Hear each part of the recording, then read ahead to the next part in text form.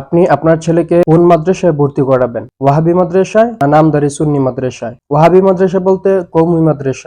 আপনার ছেলে কোন মাদ্রাসায় ভর্তি হলে ইলম, জ্ঞান এবং শিক্ষা অর্জন করতে পারবে, অন্যকে কিভাবে সম্মান দিতে হয় সেটা শিখতে পারবে। তার আগে আমরা আপনাকে একটা ভিডিও দেখাবো, ভিডিওটা দেখেন, তারপর কিছু কথা বলবো।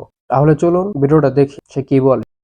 মাদ্রাসায় ছাত্র দিয়েন না, যদি দেন নিজেও ফিরা খাইবেন, ইমানও তালাক হইব, কারণ নিজে এমন বিপদে পড়বেন। ও জালালি হুজুর, ওয়াহাবি মাদ্রাসায় যদি ছাত্র দিয়ে আমরা বুঝি বিপদে পড়বো, দেখেন আপনি মরে যাবেন, আপনার এই সন্তান আপনি কত টাকা খরচ করে লাইনে দিয়েছেন হাবেজ সাহেব হওয়ার জন্য।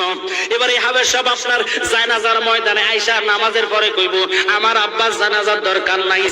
বন্ডর কথা শুনছেন তো? বন্ড বলতেছে আপনার ছেলেকে যদি আপনি ওয়াহাবি বলতে কওমি মাদ্রাসা যদি আপনার ছেলেকে ভর্তি করা, তাহলে আপনার পিঠা খাইতে হবে, তারপরে আপনার ইমানকে তালাক দিতে হবে, আপনার ইমান চলে যাবে আর কি। ইমান তালাক দেওয়া মানে আপনার ইমান চলে যাবে, এরকমটাই বুঝাইতেছে, সাথে পিঠাও খাইবেন। তারপরে সে কি বলতেছে যে আপনার ছেলেকে যদি এত টাকা দিয়ে পড়াশোনা করাইতেছেন, হাফেজ বানাইতেছেন, যখন মরে যাবেন তখন এসে বলবে যে আপনাকে জানাজা দেওয়া হবে না। আচ্ছা, আজ পর্যন্ত বাংলাদেশের মধ্যে এমন ঘটনা ঘটছে যে একটা কওমি ছাত্র সে আইসা তার বাবার লাশের সামনে বলতেছে জানা আমার বাবাকে জানাজা পড়ানো যাবে না, জানাজা দেওয়া যাবে না, এরকম কথা বলছে? কওমি মাদ্রাসার যে হাফেজ হয়, নামদারি যে সুন্নি মাদ্রাসার যে হাফেজ, কওমি মাদ্রাসার ছাত্ররা শুধু বাংলাদেশ না বিশ্বের নাম্বার 1 হয়ে আসতেছে কওমি মাদ্রাসার ছাত্ররা। আজ পর্যন্ত একটা সুন্নি মাদ্রাসার ছাত্র হাফেজ এরকম নাই যে একটা শুধু বাংলাদেশের মধ্যে 1 নাম্বার হয়েছে, এরকম নাই, এরকম প্রমাণ নাই আমার জানা মতে। যদি কারো থাকে তাহলে আমাকে ইনবক্সে একটা ভিডিও বা কোন কিছু আমাকে দিবেন, আমি দেখবো। বাইরের দেশ তো বাদই দিলাম, শুধু বাংলাদেশের মধ্যে এমন আসেনি,